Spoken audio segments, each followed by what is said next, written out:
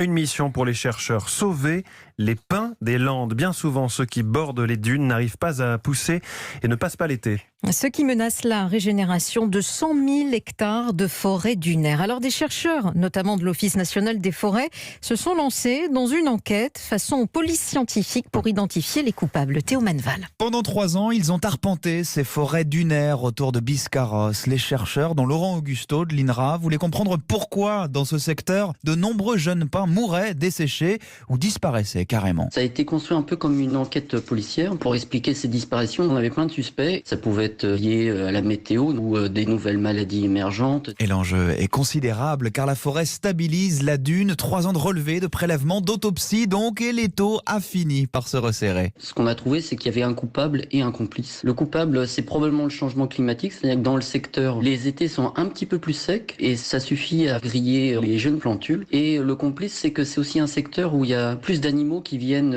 manger les très jeunes arbres, des cervidés, donc c'est des chevreuils. Alors pour limiter la présence de ces complices, les quotas de chasse ont été augmentés et pour la chaleur, l'ONF a commencé à changer ses façons de faire. Moins de coupes rases avant de replanter des graines, on laisse désormais de grands arbres pour servir de parasol aux jeunes pousses et ça marche. Dans les zones test, elles sont 6 fois plus nombreuses à survivre. Théo Manval et puis